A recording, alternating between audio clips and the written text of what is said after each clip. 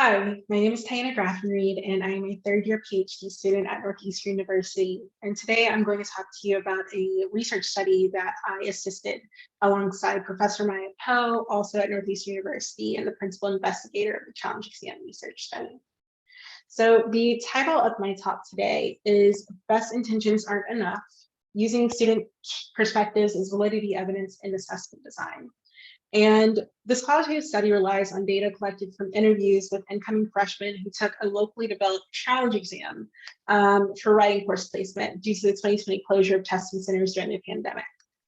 This interview data, or experiential data, as we like to call it, that was garnered from student test takers during follow-up interviews, really positions this research study as an opportunity to explore first-year students' experiences, their writerly identities, confidence levels, and other outcomes affecting their academic trajectories after taking the placement test.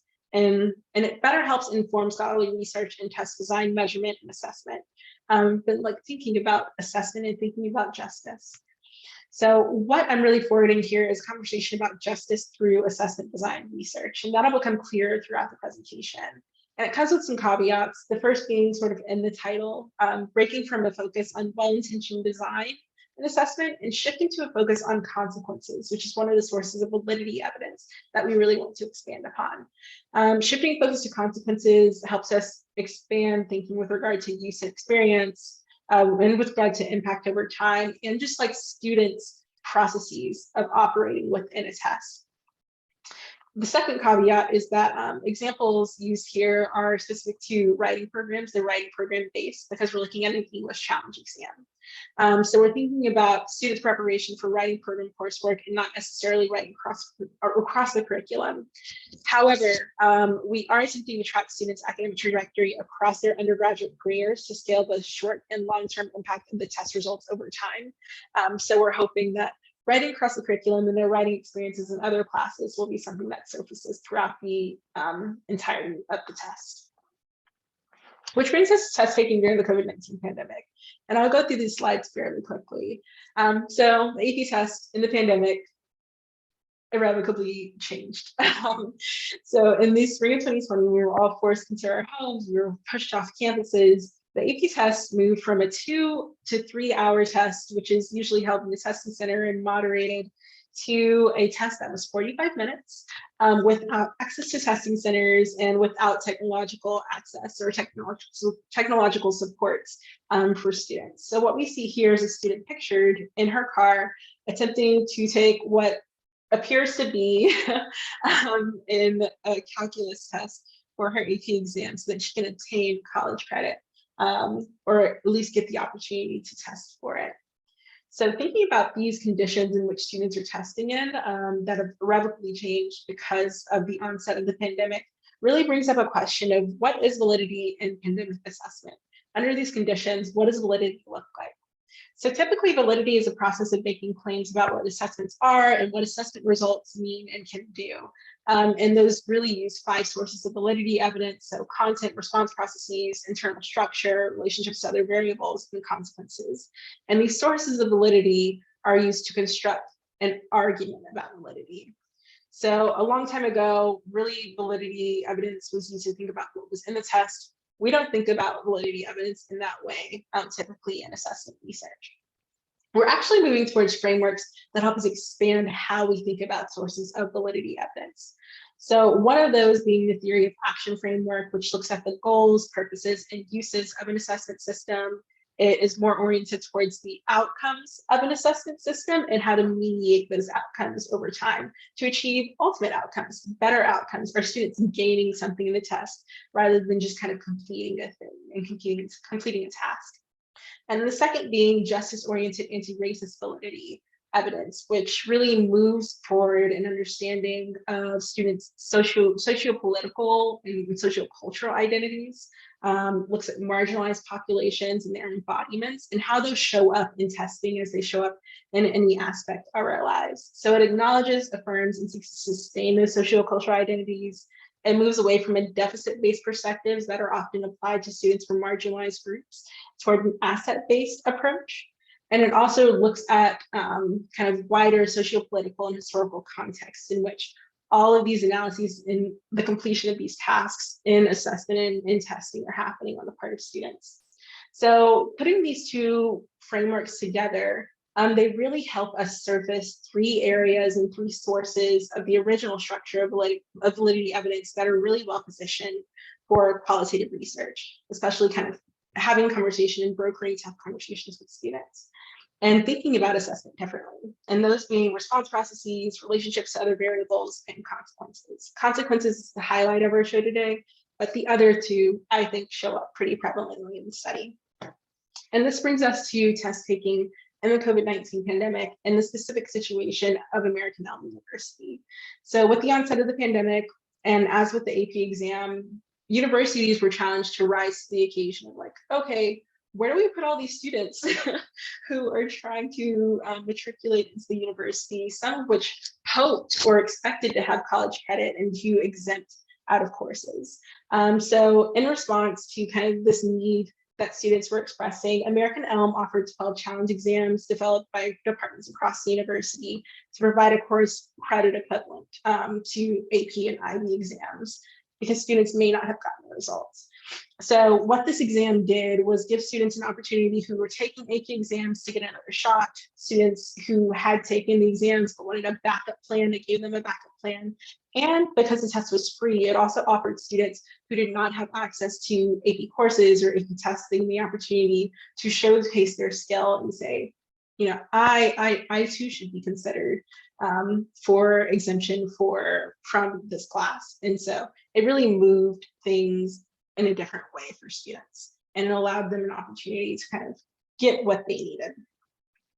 Which brings us to the English Challenge Exam, the Department of English Challenge Exam. So in approaching the test design, we translated departmental learning goals into measurable outcomes and mapped those onto the test as tasks or objectives for students. And the list you're seeing here is a list that was given in the prompt. So we really wanted to parallel first year writing classroom goals as much as we could, because the core question was, should students take first year writing or not?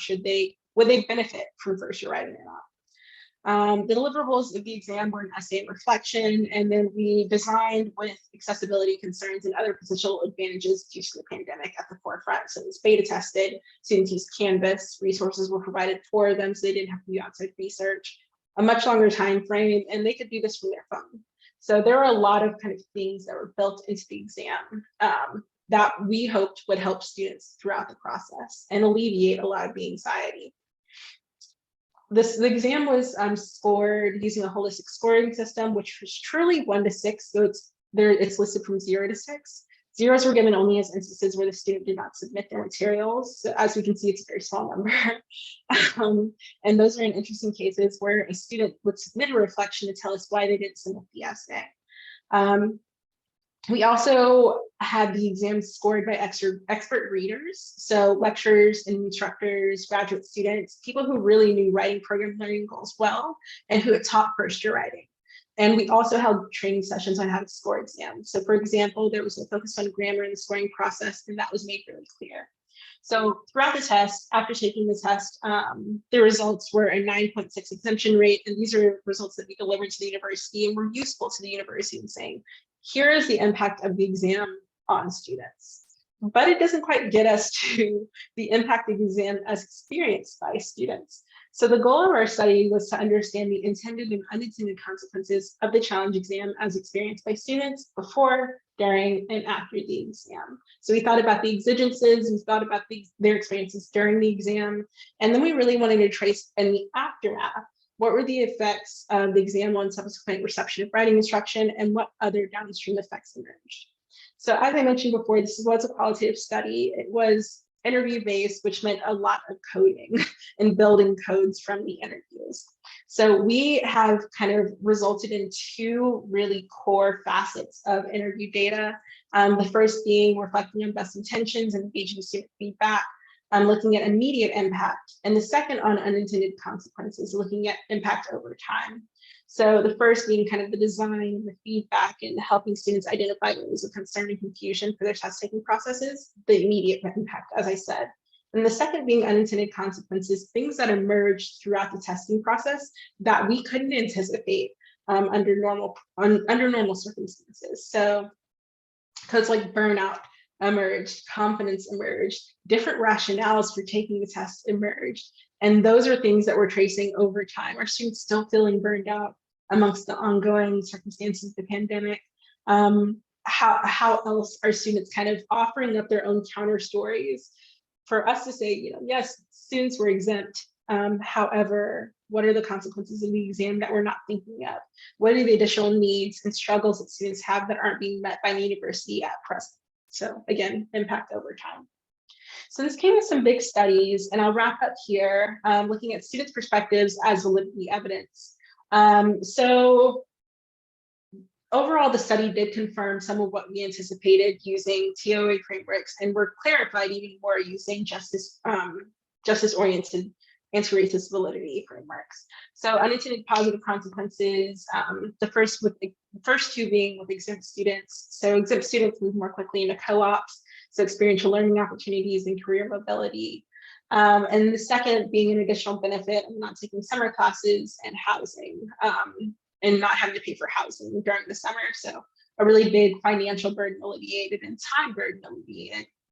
The third and unintended positive consequence came from students who were not exempt from first-year writing after taking the test. So the challenge exam actually modeled genres and assessment design with regard to the prompt that students encountered in first-year writing. So it helped stabilize their ideas about writing for the college classroom and writing at least for English department courses. There are also unintended negative consequences that emerged. So the first being that it reinforces standardization. The challenge exam assumed a one-size-fits-all approach with regard to genre expectations, and there was a really big misfire with regard to the reflection task. So a lot of students weren't quite sure what the reflection was supposed to do, how it was supposed to function, and that's something that we had to evaluate, and students challenged us to reevaluate during the interview process. Another unintended negative consequence is that the challenge exam does not surface existing writing development issues, though it might exacerbate them. So time management problems, if a student has them, they're always going to be present. But in the moment, a student who has time management problems will continue to repeat the behaviors and then also kind of feel more anxious about it, or potentially more guilty about it, as we're finding in the series of interviews and the interview process. And then the third, or the final component, is being the emotional toll that students are dealing with. So in the codes that emerged, there was a socio-emotional component that was being hinted at that we couldn't definitively say and confirm. And it's only kind of become clearer throughout further interviews. So students kind of are dealing with a lot, and then we add the pandemic. So students are sharing anxieties about their undergraduate trajectory. Students are expressing a lot of concerns for their peers, both with regard to getting sick, but especially among students who were exempt from the test. They were feeling a lot of guilt and a lot of empathy for their peers who were not exempt and couldn't quite understand why. And then there's another component with regard to students are expecting testing, but they're feeling skeptical overall about the value of testing writ large. So while they trust the fairness of the test with regard to placement, they're really suspect of the fairness of the test with regard to accessibility. So how can exams be more accessible? What can tests do to really consider the concerns of people who are multilingual, students who are international, students who are dealing with kind of compounded environmental circumstances that make testing more difficult? So these are kind of like the overall takeaways and the big finding of the research study. And moving into the roundtable discussion, I'm going to leave this slide here as an opportunity to kind of launch into